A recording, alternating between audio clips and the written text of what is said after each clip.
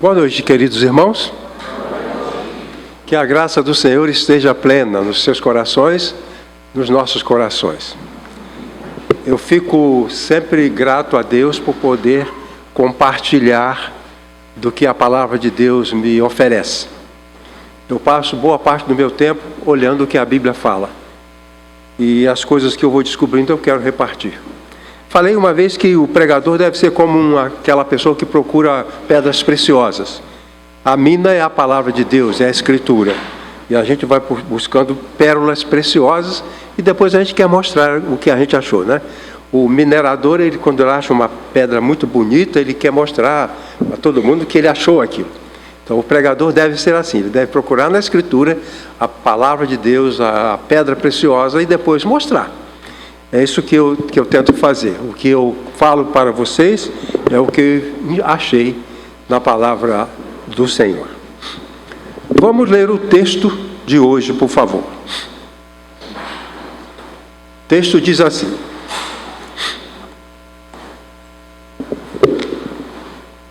ouvistes que foi dito: amarás o teu próximo e odiarás o teu inimigo. Eu, porém, vos digo: amai os vossos inimigos e orai pelos que vos perseguem.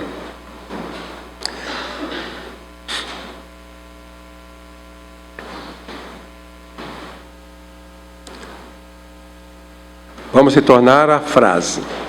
Eu, porém, vos digo: amai os vossos inimigos e orai pelos que vos perseguem, para que vos torneis filhos do vosso Pai Celeste, porque Ele faz nascer o sol, o seu sol, sobre os maus e os bons, e vira chuvas sobre os justos e injustos.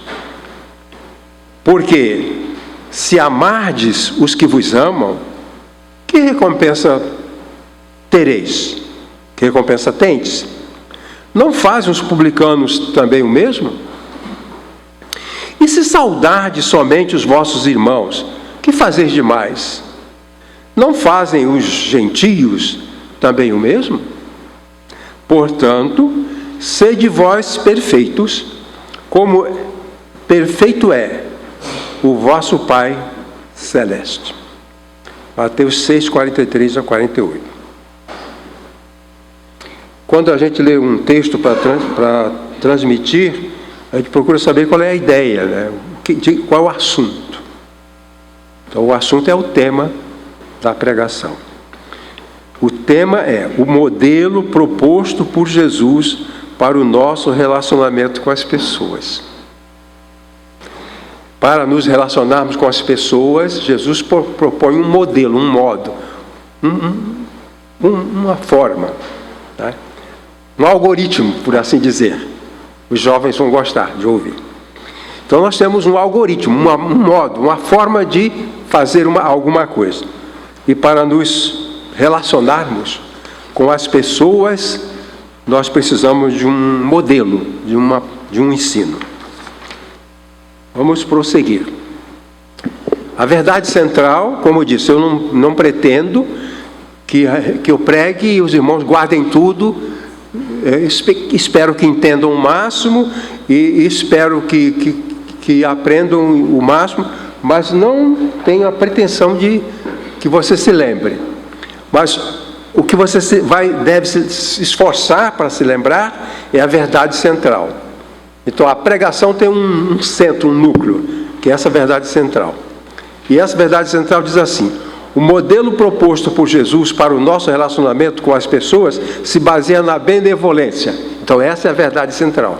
É isso que eu quero dizer isso.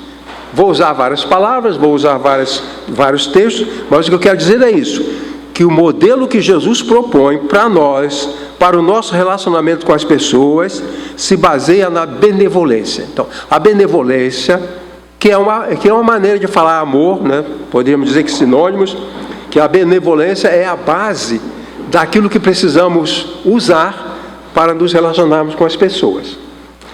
Vamos ver, continuando. O homem, você, eu, nós, é um ser social. significa que não é natural que qualquer ser humano viva em isolamento. Há pessoas que você vê muito assim em filme, né? Pessoas que se afastam, vão morar, faz uma casa na floresta, vê um homem só morando numa distância, longe lá, só ele. Ou na Idade Média, os religiosos que iam para os mosteiros, só ele lá isolado, uns 2 ou 3 isolados. Isso não é natural. O natural é convivermos. Eu sou crente em casa. Isso não é natural. Natural é ser crente aqui, abraçando todo mundo, vendo todo mundo, cantando com todo mundo, orando com todo mundo. Isso é que é o natural. Fora isso, não é o natural. Então, se existe, mas não é o natural. Então, o homem é um ser social. Você e eu. Significa que não é natural que qualquer ser humano viva em isolamento. Donne, um fantástico pregador da Idade Média, escreveu: nenhum ser humano é uma ilha. A ilha que é sozinha, né? Se 2 ilhas ficam juntas, ainda assim é uma ilha só, maior, né? Então o Donne disse: nenhum ser humano é uma ilha. Paulo, o apóstolo, declarou: ninguém vive para si, ninguém morre para si. No entanto, alguns relacionamentos podem trazer sofrimento e até morte. Então, os relacionamentos são necessários para nós, como seres humanos, mas eles têm que ter um padrão de funcionamento. Os relacionamentos eles não podem ser de forma, digamos, descontrolada. Eles têm que ter um modelo de funcionamento. Eles têm que estar enquadrados dentro de uma forma de funcionamento. Continuando. Assassinatos são cometidos por pessoas que convivem com a vítima. Pais, filhos, namorados, irmãos, cônjuges. A gente vê o ID, que é o canal de crimes, né, que fala dos crimes, e lá sempre mostra quando há um crime, uma pessoa aparece morta, primeiro quem procura são os íntimos, conhecidos, parentes, amigos, ex-namorado, ex-marido, porque a polícia entende que é mais provável que aquela pessoa tenha sido morta por alguém com quem ela conviveu. Então, conviver também tem seus problemas. Para nós e para os outros. Então, assassinatos por pessoas que convivem, das convivências. Maridos matam, namorados matam, filhos matam. Constantemente, o filho matou o pai, matou a mãe, o neto matou o avô, matou a avó. E por aí, né? Continuando. Isso justifica a frase de Sartre, que diz: o inferno são os outros. A morte é o marido, ele é o portador da morte. O filho que mata o pai, que mata a mãe, ele é o portador da morte. Mas Jesus está falando do amor, né, de uma situação, de um modelo onde isso não acontece. Jesus está propondo um modelo de relacionamento onde não haja danos, que não traga danos. Pois bem, continuando. Nos dias de Jesus, os mestres da religião judaica propunham um modelo de relacionamento baseado no amor e no ódio. Então, os fariseus tinham um modelo também. Os sábios, os mestres, eles tinham um modelo. E o modelo dos fariseus era esse: amarás o teu próximo e odiarás o teu inimigo. Então, o relacionamento para eles tem 2 pilares: o amor para aquele que você gosta, de quem você gosta, e o ódio. Amarás o teu próximo e odiarás o teu inimigo. Isso os fariseus. Então, eles usavam dessa forma: amar os vossos amigos e odiar os vossos inimigos. Por outro lado, no modelo proposto por Jesus, o ódio é excluído. Olha só, os fariseus tinham amor e ódio. Jesus traz o seu modelo: amor, ódio, fora. Então Jesus traz esse modelo. No modelo de relacionamento de Jesus, a base é a benevolência. A base de todo relacionamento proposto por Jesus é a benevolência, é o amor. Continuando. Jesus recomenda o amor. ou a benevolência, para com as pessoas que nos fazem bem e para as pessoas que nos fazem mal. Então os fariseus dizem assim: amor para quem me faz bem, o mal para quem me faz mal. Você me causa alegria, então amor para você. Você me causa tristeza, ódio para você. Essa era a proposta dos fariseus. Jesus recomenda o amor ou a benevolência para com as pessoas que nos fazem o bem e também para as pessoas que nos fazem o mal. Para as pessoas de quem gostamos e para as pessoas de quem não gostamos. Os fariseus diziam o seguinte: se você gosta de uma pessoa, você ama essa pessoa. Se você não gosta de uma pessoa, você odeia essa pessoa. O que é incrível é que esse modelo dos fariseus predomina até hoje. Você não gosta de mim, então eu te odeio. Eu não te amo, porque você não gosta, e eu não gosto de você também, eu te odeio. E Jesus então estabeleceu isso. O ódio e a indiferença ficam fora. São 3 padrões: amor, ódio ou indiferença. Jesus cortou do modelo o ódio e a indiferença e mandou predominar o amor. Modelo diferente. Por exemplo, alguma religião da Índia propõe o ódio? Não. Amor? Não. Indiferença? Indiferença sim, porque alguns merecem a indiferença. Merece que você não olhe para ela, que não ligue para ela, que ela que se dá. Então essa é a indiferença. E Jesus não. Jesus deixou de lado esses modelos e disse: a base da convivência tem que ser a benevolência. Não dá para conviver de forma criativa e benéfica, a não ser com base nesta realidade. Jesus recomenda então o amor e a benevolência para com as pessoas que nos fazem bem e para com as pessoas que também não nos fazem o mal. Para as pessoas de quem gostamos e para as pessoas de quem não gostamos. Não gostamos ou de quem não gosta de nós. Porque precisamos praticar a benevolência. Se você gosta de mim, eu tenho que ser benevolente com você. Mas se você me odeia, eu também tenho que ser benevolente com você. Se você me agrada, eu tenho que ser benevolente com você. Se você não me agrada, eu tenho que ser benevolente com você. É isso que Jesus ensina. Quando o apóstolo Paulo pregou o Evangelho, numa certa cidade, diz assim: estes que viraram o mundo de pernas para o ar.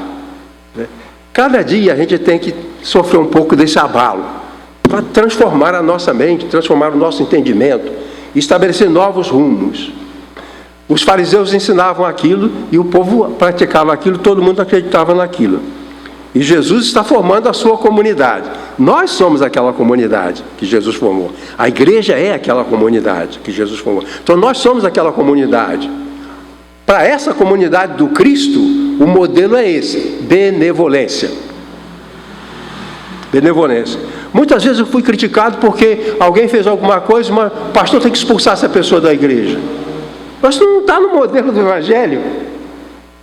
A Iracema, que está comigo desde quando era jovem, deve ter ouvido muitas críticas lá no meu primeiro pastorado, no segundo pastorado, no terceiro pastorado, porque as pessoas acham que a gente tem que ser cruel, ele é mau e também vou ser mau com ele, ele errou e também vou errar com ele. Uma mulher estava procurando, ela contou para mim, que o marido dela, ela achou que tinha traído. Então ela quis se vingar e foi seduzir um rapaz no banco onde ela trabalhava, para se vingar do marido. E o rapaz era religioso e falou: dona fulana, a gente não pode fazer isso não. Deus não gosta. A senhora quer ir para o motel comigo? Eu não posso fazer isso não é certo. Não, mas meu marido me traiu, eu quero vingar. Não, você não pode se vingar dele dessa maneira. O rapaz, ela era gerente e o rapaz era o subalterno dela. E deu a lição para ela. E ela foi me contar isso, que ela aprendeu essa lição de um moço que ela achava que não entendia nada da vida. Mas ele estava junto dentro do padrão do Cristo. Não deixar de ser benevolente. Então, Então Jesus recomenda o amor ou a benevolência para com as pessoas que nos fazem o bem, para as pessoas que nos fazem o mal, para as pessoas de quem gostamos, para as pessoas de quem não gostamos, ou de quem não gosta de nós. Por quê? O que eu quero explicar. Por que precisamos praticar a benevolência? Jesus disse o que a gente tem que fazer. Agora, por quê? O ser humano não é só um ser social, ele é um ser racional, ele tem que entender. A minha grande preocupação quando eu era professor, quando eu era professor no ginásio, no segundo grau, na faculdade, a minha preocupação é a compreensão, o entendimento. Porque a qualidade da vida de uma pessoa depende de como ela entende as coisas. A qualidade da vida depende do entendimento, da compreensão da dinâmica da existência. Aquele que não compreende essa dinâmica vai ter sofrimentos. Bom, então, vamos falar sobre isso? Vamos lá, então. Primeiro, beber água.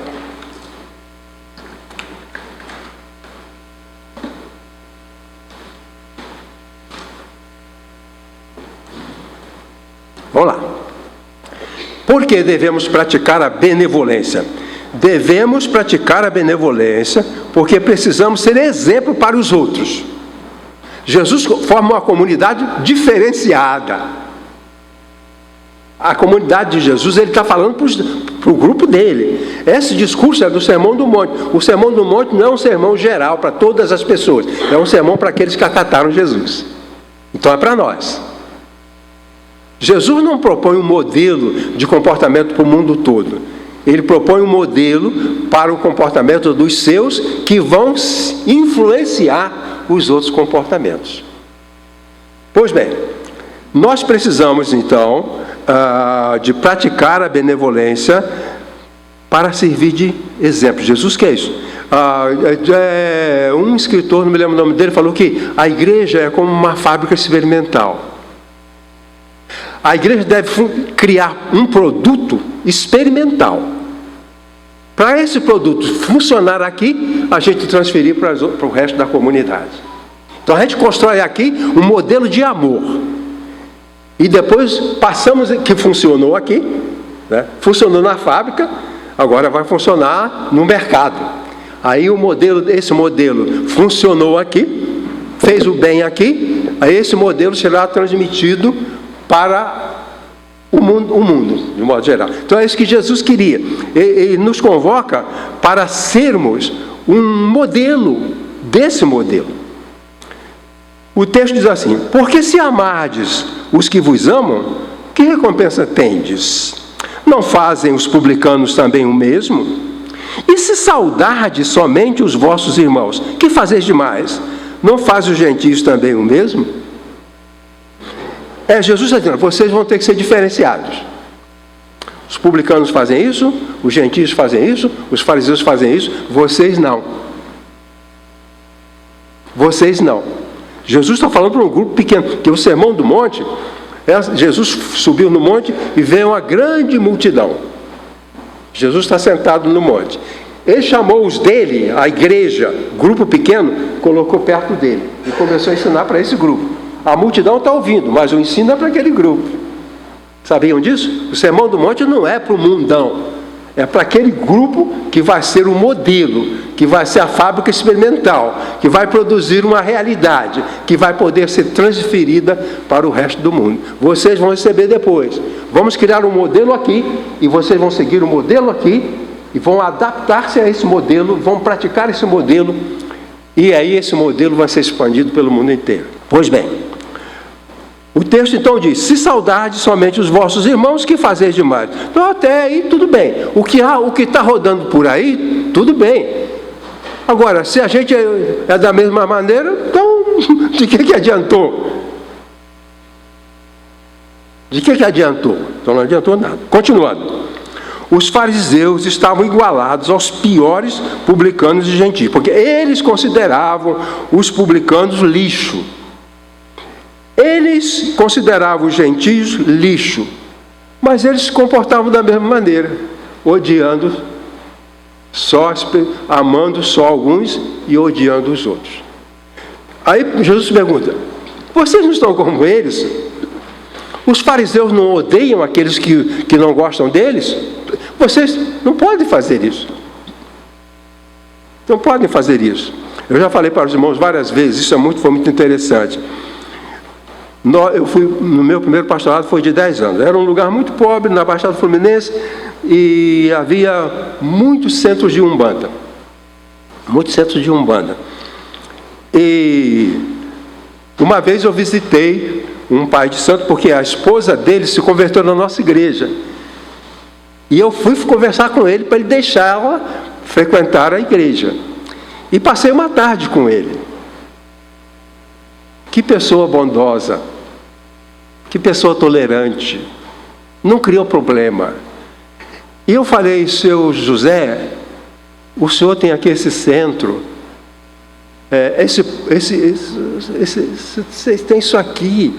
O senhor tem aqui, ele tinha um banco com prego, né? Para cima, disse, para que esse banco? Para punir pessoas, um chicote, tá? Mas ele falou assim, as pessoas vêm aqui, às vezes elas não têm comida em casa, e eu tenho uma comidinha para dar para elas. Eu tive muitos problemas lá, muitos dissabores na igreja, muitas tristezas, muitas frustrações, sempre causada pelos membros da igreja, e na maioria das vezes por líderes da igreja. Os sofrimentos que nós sofremos, as amarguras e opressões, não veio, os centros de Umbanda nunca atrapalharam nossa igreja. Às vezes vinham pessoas de longe procurando um centro de Umbanda e não achavam, batiam na porta da igreja. Aí eu chamava lá para dentro, que eu morava nos fundos da igreja, dava para eles um suco, conversava com eles, falava, o que você queria no centro? Ah, queria isso, isso. Eu oriento você. Então eu orientava, mostrando o caminho que eles precisavam seguir. Então, os fariseus odiavam, os gentios odiavam, os publicanos odiavam, e Jesus falou, vocês vão servir de exemplo. Os fariseus vão aprender com vocês. Os pagãos vão aprender com vocês. Os maus vão aprender com vocês. A igreja deveria ser uma estrutura tão fantástica, porque quando Jesus chegou no mundo, o profeta Isaías falou que o povo que andava em trevas viu uma grande luz. E depois falou para eles, vocês são a luz do mundo. A luz que o mundo pode enxergar é a igreja, é o comportamento da igreja, é a vida dos crentes. Porque Jesus é a luz do mundo. Ele falou, eu sou a luz do mundo. Jesus falou. E disse, vocês são a luz do mundo. Aí ele falou, se a lâmpada ficar escondida, não serve para nada. Assim deve ser. Pois bem, ao praticarmos a benevolência, então, nós podemos ser a fábrica experimental. Construir uma forma de convivência que o incrédulo possa confiar. Agora, se o marido grita com a mulher faz aquela confusão, o incrédulo não vai poder copiar aquilo. Tem que ser de tal forma que a pessoa perdida olha e diz, puxa, é desse jeito que eu quero conviver com a minha esposa. É desse jeito, é assim que eu quero tratar o meu filho. É assim que eu quero tratar o meu irmão. O outro que está fora, o gentio, o pagão, o publicano, os pecadores, eles vão servir de exemplo. Então Jesus chama os discípulos, a sua igreja, a sua pequena comunidade, e dá essa tarefa. Continuando. Os fariseus, repetindo, né? Os fariseus estavam igualados aos piores, publicanos e gentios. Eles consideravam os exploradores, cobradores de impostos e os gentios opressores como abomináveis, que não mereciam ser amados. Quer dizer, os gentios são abomináveis e eu faço o mesmo que eles fazem. Os cobradores de impostos são exploradores e eu faço o mesmo que eles fazem.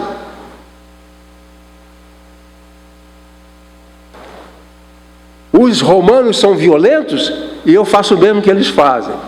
E Jesus falou, se vocês agem do jeito que eles agem, porque vocês dizem que eles são os piores, então você está igualado aos piores. Se nós brigamos aqui, nós somos igualados a qualquer outro grupo de bar, de balada, de carnaval, onde um agride o outro, machuca o outro, mata o outro. Então, Jesus falou, se vocês amam somente quem ama vocês, ou se vocês amam somente aqueles que gostam de vocês, que vantagem?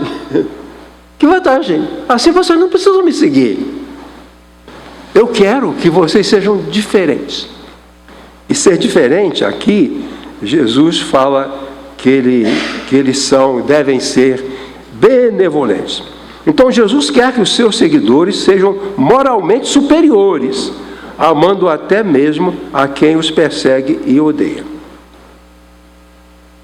Jesus falou para os crentes, para os seus, dizendo, se a vossa justiça não exceder a dos escribas e fariseus, os fariseus têm uma justiça, a minha igreja tem que estar além, tem que exceder.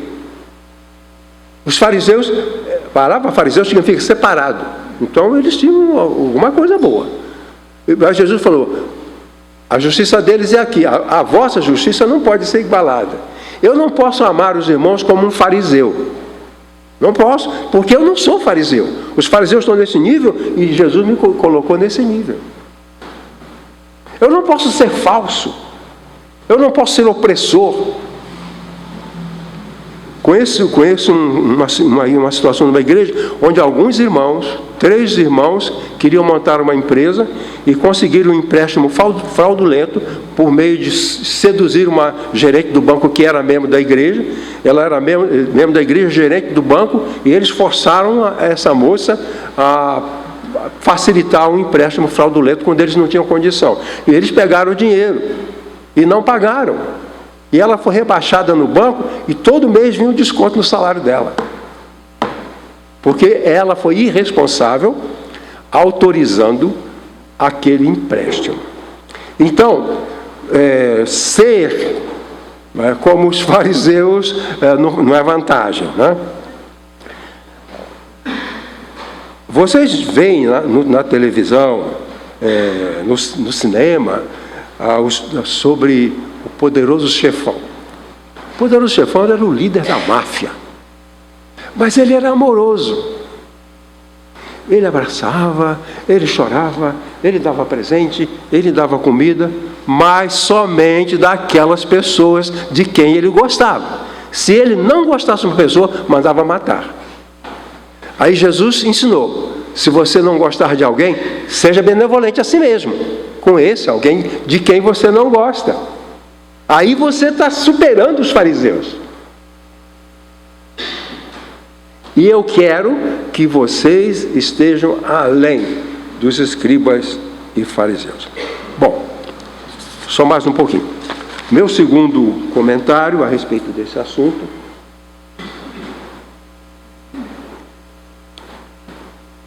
diz: devemos praticar a benevolência porque isso significa obediência aos mandamentos de Jesus. Vejam só, aqui está Jesus, o mestre, e aqui estão os discípulos. Muitos mestres tinham seus discípulos. Aliás, o mestre só é mestre tendo alguém para aprender, né? Então, os discípulos. E todo mundo sabia qual é o dever do discípulo diante do seu mestre. Alguns deveres, por exemplo, amar o mestre. Era dever. Então, se Jesus é o nosso mestre, nós temos alguns deveres para com ele. E um deles era amar. Não podia haver um caso de um discípulo que não amasse o mestre. Não podia. Amar o mestre, seguir o mestre. Não podia ser que o mestre está lá na Galileia e o discípulo está na Judéia, não. Se o mestre estava na Galileia, estava o discípulo na Galileia. Se o mestre estava na Judéia, o discípulo estava na Judéia. A não ser que ele proibisse de estarem com ele. Então eles seguiam o mestre. Defender o mestre.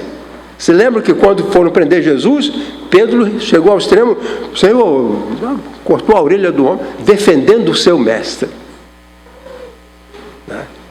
Defendendo-se, quando Pedro cortou a orelha do rapaz, estava defendendo o seu mestre.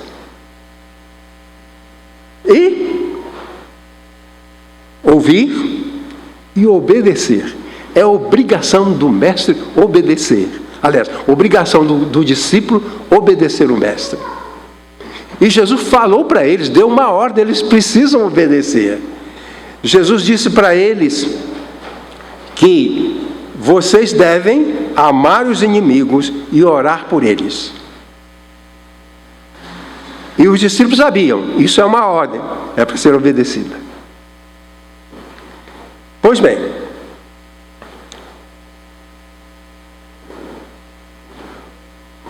vou ler novamente. Eu, porém, vos digo, o texto de Jesus, amai os vossos inimigos e orai pelos que vos perseguem.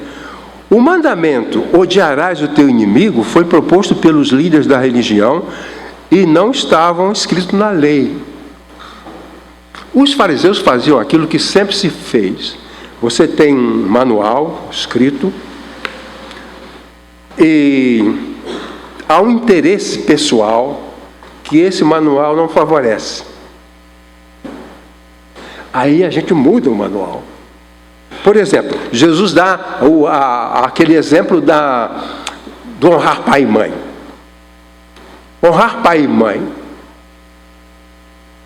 era um mandamento. Mas os fariseus não gostavam disso, porque honrar pai e mãe significava colocar os bens à disposição do pai e da mãe idosos. Então, um homem de 40 anos tinha um pai de 60 anos, uma mãe de 60 anos. Os bens dele eram colocados à disposição do pai e da mãe. Isso era honrar pai e mãe. É isso que era honrar pai e mãe.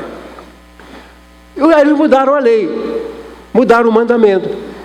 E disseram assim: se você tem pai e mãe, os bens seus são corban, são indisponíveis.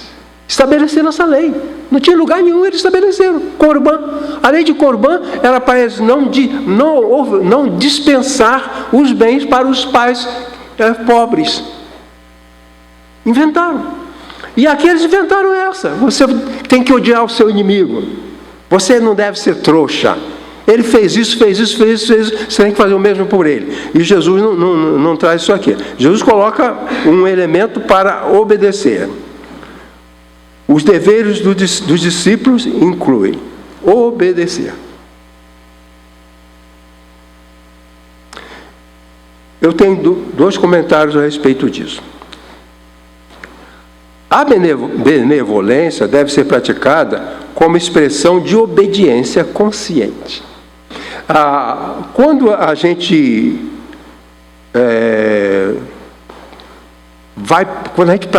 quando um cristão pratica a benevolência, não deve ser um ato displicente, mas um ato sério, de consciência. Eu estou fazendo isso porque eu estou obedecendo. Muitas vezes, quando eu era criança, meu pai falava coisas, mandava fazer coisas que eu não concordava, eu não entendia. Geralmente eu não concordava com meu pai porque eu não entendia o que ele estava dizendo. Mas eu obedecia. Jesus está falando coisas que não dava para entender. Mas o discípulo obedece. O discípulo obedece. Então, a obediência, a prática da benevolência, era uma expressão de obediência consciente. Eu obedeço porque sou inteligente, sou consciente, eu quero fazer isso porque eu sou discípulo, e ele é o meu mestre e ele me mandou. Certo? Pois bem, os gregos adotavam 4 concepções do amor. Eros é o amor procriativo, a atração física, atribuídos aos seres humanos, aos animais e às plantas. É por causa de Eros que as ovelhas dão filhotes. É por causa de Eros que a oliveira dá fruto. É por causa de Eros que os homens e as mulheres têm seus filhos, casam e vivem a vida romântica. Isso é o Eros. O outro modelo é o Storge. Estorguei são os vínculos familiares, fruto da convivência referente a pais, filhos e irmãos. Quer dizer, é um apego pela convivência. O estorguei é um apego, esse é um tipo de amor. O afeto de convivência. A gente convive com a pessoa, quando eu fui aposentado, eu senti uma tristeza, porque tinha esse estorguei com a equipe. E quando você for ser aposentado, você vai sentir isso também. Uma perda por causa desse afeto natural, esse apego natural que a gente adquire na convivência. Isso é normal. Filia é ternura, amizade, é o amor do amigo. A palavra filos é amigo. A palavra filia é amizade. A palavra beijo é filema. São palavras ligadas a um afeto de coisas, de pessoas com pessoas de quem a gente gosta, né? O afeto, o amor, a filia. Mas Jesus não está falando de nenhum desses três, porque isso é normal. Amar, se vocês amam, Jesus fala, se vocês amam somente a quem amam vocês, tudo bem, até aí morreu Neves. É Neves ou Nero? Neves. Até aí morreu Neves, não está dizendo nada. Jesus fala de ágape. Ágape.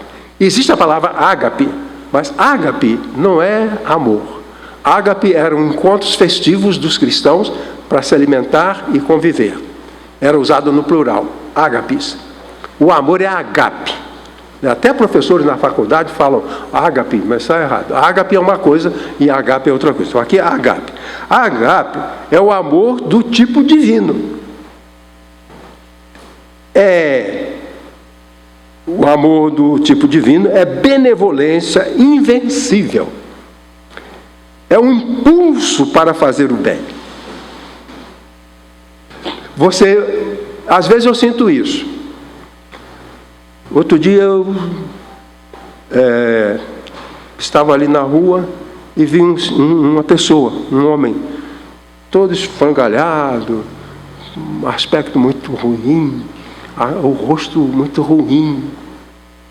Aí, impulsivamente, eu me aproximei dele. É um impulso para fazer o bem. Você não consegue ficar lá indiferente. Isso aqui, Paulo explica isso, diz, isso aí é o que Deus coloca no nosso coração, não é natural. Não é natural. Você está cansado e ainda ter vontade de se cansar mais para socorrer um doente, não é natural. Isso é uma coisa de Deus. Então esse é o ágape, é o impulso para fazer o bem. Não é uma experiência emocional simplesmente, mas um ato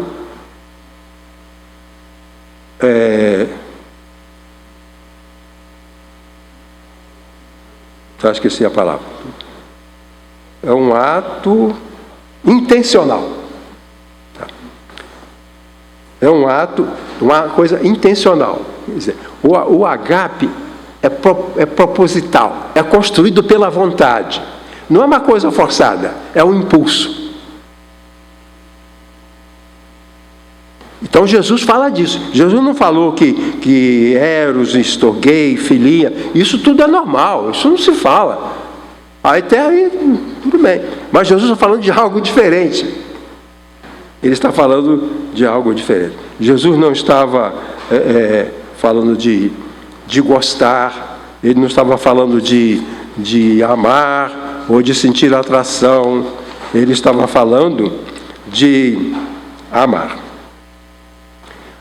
É bom dizer aqui que Jesus não está falando a respeito de você ter se apaixonado por alguém, ou de você gostar muito de uma pessoa por causa da sua beleza. Não está falando disso, não. Ele está falando de um impulso de benevolência.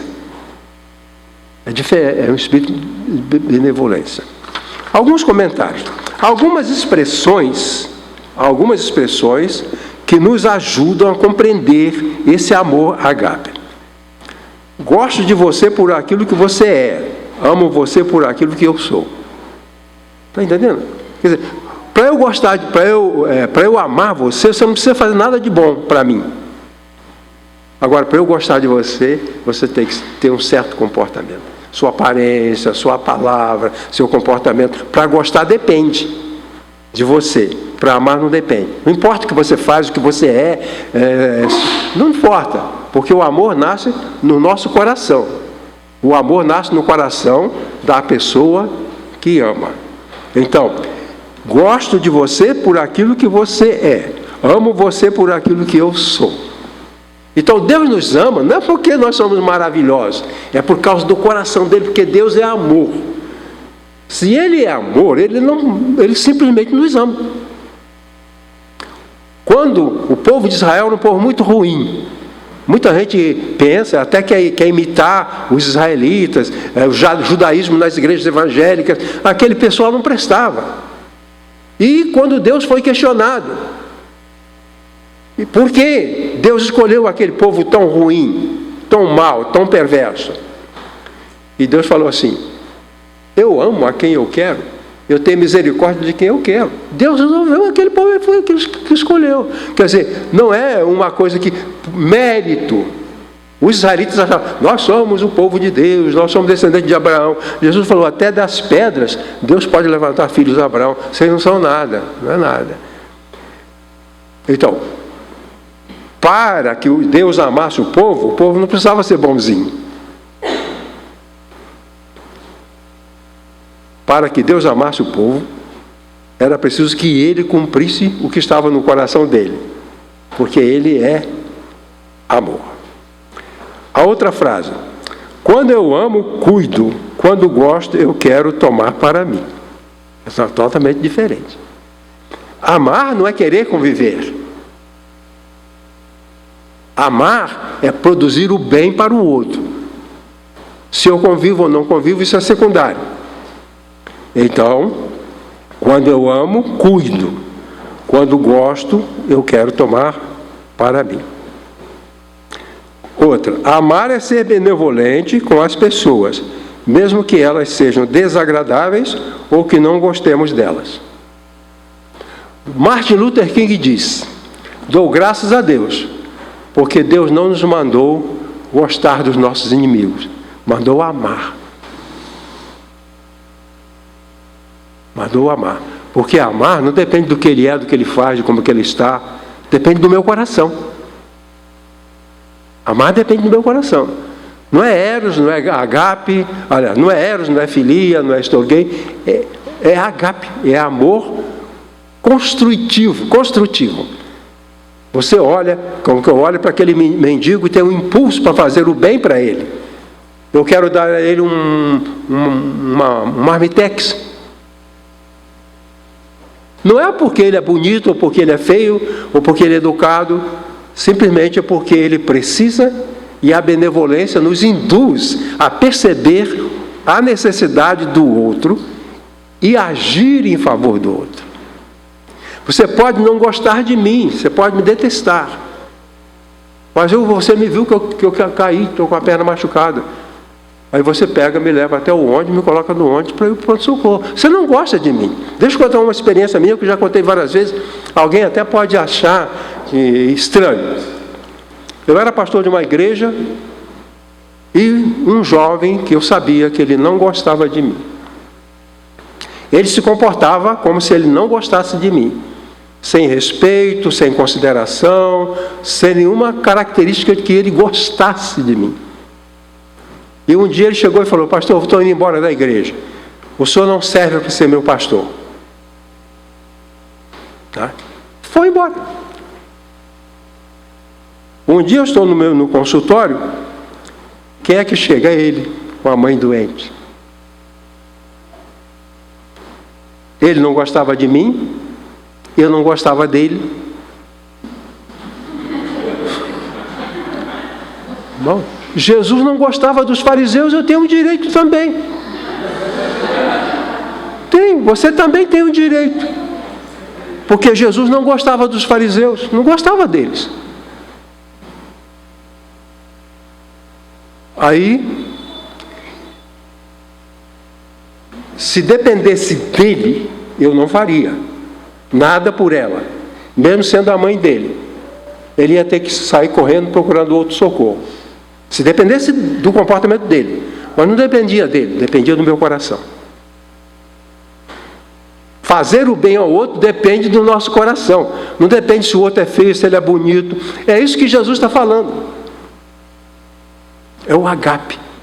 O amor construtivo de Deus, que nos impulsiona a ser benevolentes.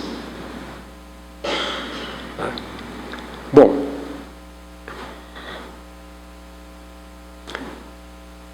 quando eu era criança, fui criado na roça, para benefício meu, eu fico muito feliz de ter sido criado na roça, não tem nenhum complexo, nem de ser negro e nem de ter criado na roça, não tem nenhum. Isso aí não é nenhum problema para mim. E uma das coisas de que eu me lembro era a nossa preocupação. Se vai chover para crescer a planta. Porque quem vive na roça, ele vai comer do que ele plantou. E a gente então, cada um de nós fazia a sua plantação. Então, ia depender de chuva, ia depender de sol. Nós tínhamos o vizinho da frente, que era espírita. O outro do lado era ateu. Certo? Esse aqui se dizia indiferente, sem religião. E nós éramos evangélicos. Teoricamente, nós éramos a família dos justos e os outros eram injustos. Nós plantávamos nossa roça, plantávamos nosso milho, plantávamos nosso arroz, nosso feijão. Ele plantava. Nós éramos justos. Aí vinha a chuva. Chovia na nossa roça, na desse. Nós éramos servos de Deus, salvos por Jesus, mas não chovia somente na nossa roça. E não fazia sol somente na nossa roça. A chuva fazia crescer a nossa plantação, a dele. Então Jesus falou assim: Deus faz nascer o seu sol. E aí Jesus fala: o seu sol, que ele é que é dono do sol. O sol não nasce na minha roça porque o sol é meu. O sol é de Deus e é ele que manda vir sobre a minha roça. Deus faz nascer o sol sobre os maus e a chuva também. Eu fiz uma plantaçãozinha de várias sementes e coloquei no local. E eu vi que as sementes nasceram só de um lado. Do outro lado não nasceu. Então deveria nascer uns 15 pezinhos de planta, mas não nasceram. Nasceu mais ou menos a metade. Aí eu verifiquei que aquela parte onde não nasceu nada, não batia sol. Não batia sol. Não foi falta d'água, foi falta de sol. Onde bate sol, ela nasce. E Jesus falou que Deus faz nascer o seu sol, a sua chuva, sobre maus e sobre os bons. Então não depende do comportamento das pessoas para vir chuva ou não. Então não posso depender do seu comportamento para eu amar você. E não pode depender do meu comportamento para você me amar. É isso que Jesus está ensinando. É uma fábrica experimental. Vamos ver se dá certo. Se der certo, a gente exporta. Tudo bem? Vamos amar mais. Essa benevolência mais. Se, à medida que for dando certo, a gente vai exportando para outras famílias, para outras igrejas. Porque, falando baixinho, há igrejas onde as pessoas se reúnem sem amor. Elas gostam de algumas pessoas, não gostam de outras pessoas, e existe traição, mentira, engano, coisas ruins. Então, Jesus quer isso. Bom, preciso caminhar para o fim. Terceiro, devemos praticar a benevolência porque é necessária para a nossa identificação com o Pai. Todo filho tem que ter alguma identificação com o Pai. Tem que ter. Tem que ter alguma coisa na pessoa que diz: esse é filho dele. Tem que ter alguma coisa que identificar. E Jesus falou assim que o que nos identifica com o nosso Pai é a benevolência. Porque ele é benevolente. Então meu pai era muito batalhador, muito trabalhador. E eu também era muito trabalhador, muito batalhador. Hoje não tanto, mas eu era muito batalhador. Então quem me via batalhando, falava, esse é filho do seu Antídio. Eles são assim, é pai e filho. Então o mundo tem que olhar para a gente e dizer, caramba, Deus é assim, ele é filho de Deus. Você socorre um ferido, alimenta um faminto, e quem olha para aquilo deve dizer, é filho dele, com esse comportamento é filho dele. Aí Jesus fala, para que vos torneis filhos de vosso Pai que está nos céus. A benevolência é um atributo compartilhado de Deus, como justiça, santidade e misericórdia. Alguns atributos de Deus, qualidades de Deus, ele compartilha com a gente. Por exemplo, a onipotência. A onipotência é incompartilhável. Deus, só ele é onipotente, ele não compartilha com ninguém. Mas ele é bondoso, a bondade ele compartilha. Ele é misericordioso, a misericórdia ele compartilha. Ele é justo, a justiça ele compartilha. E aqui, a benevolência é um atributo de Deus que ele compartilha com a gente. Ele é benevolente, nós também podemos ser. Você já tinha pensado nisso? Pois é. Então, se ele... para que vos torneis filhos do vosso Pai que está nos céus. Então, a benevolência é um atributo compartilhado de Deus, como justiça, santidade e misericórdia. Continuando. Em função desse atributo, Deus revela a sua disposição para agir favoravelmente com os seres humanos, expressando tolerância, cuidado e amor, visando a suprir suas carências. O interesse de Deus compartilhar com seus filhos é um atributo de benevolência. Aqui, se nós somos benevolentes, nesse momento, nessa hora, nós estamos nos comportando dentro da atribuição de Deus. Não é nada demais a gente fazer algo por alguém, porque o tempo todo Deus está fazendo por todo mundo. O tempo todo Deus está fazendo por todo mundo. E por que nós vamos nos negar a fazer o bem ao próximo? Não podemos. 2 comentários. Praticar a benevolência nos permite alcançar o padrão de perfeição estabelecido por Deus para nós. Segundo, a perfeição de Deus significa que Ele cumpre seu propósito de amor que estabeleceu para si mesmo. A teologia bíblica diz que Deus estabeleceu para Ele um comportamento de acordo com a sua vontade. Então, Deus decidiu, a Bíblia diz que Ele jurou. Então, Deus disse, eu juro por mim mesmo. O escritor aos Hebreus diz que Deus jurou por Ele mesmo, porque não tinha nada maior para Ele jurar, porque o juramento era feito por uma coisa maior. Aqui na terra jura pelo céu e assim por diante, pelas estrelas, e Deus jurou por Ele mesmo. Ele jurou amar a sua criação, se comprometeu com Ele mesmo, diante dele mesmo, jurou a Ele mesmo que Ele iria amar as pessoas. Quando nós queremos amar, nós também precisamos fazer esse juramento. Deus falou, eu amo o mundo porque fiz um juramento a mim mesmo de amar a todas as pessoas. Jesus espera, para que nós sejamos perfeitos como o Pai Celestial, Ele espera que a gente também faça esse propósito, esse juramento. Colocar no nosso coração a ideia, o sentimento, amar. E jurar, eu juro que vou ser benevolente. E aí, nós estaremos fazendo o que Jesus quer. E que essa perfeição? Deus é perfeito, sabe por quê? Porque Ele não viola suas próprias decisões. É aí que está a perfeição. A perfeição de Deus significa que Ele fez um juramento e Ele cumpre esse juramento. É o propósito. Não quer dizer que não haja problemas com aquelas pessoas, mesmo sendo amadas por Deus. Não quer dizer isso. E nós? Para que sejais perfeitos, como é perfeito o vosso Pai que está nos céus. Se nós fazemos um propósito de sermos benevolentes, e nós conseguimos cumprir esse propósito, aí nós somos perfeitos. Isso aqui não é uma fantasia.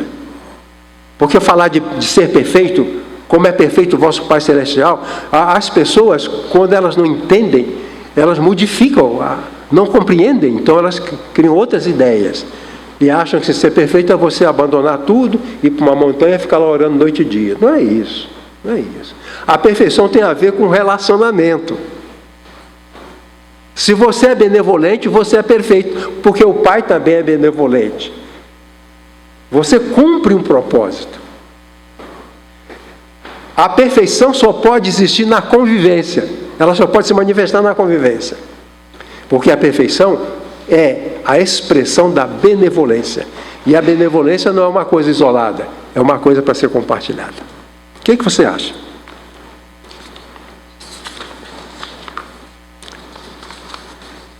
Nós vamos encerrar. Como é que terminamos? Olha, o modelo de Jesus para os relacionamentos supera todos os modelos propostos através dos séculos pelos líderes e mestres. Gandhi, que era líder do hinduísmo, quando ele leu o Sermão do Monte, ele quase caiu. Que coisa! Que maravilha! De onde veio isso? Quem ensinou isso?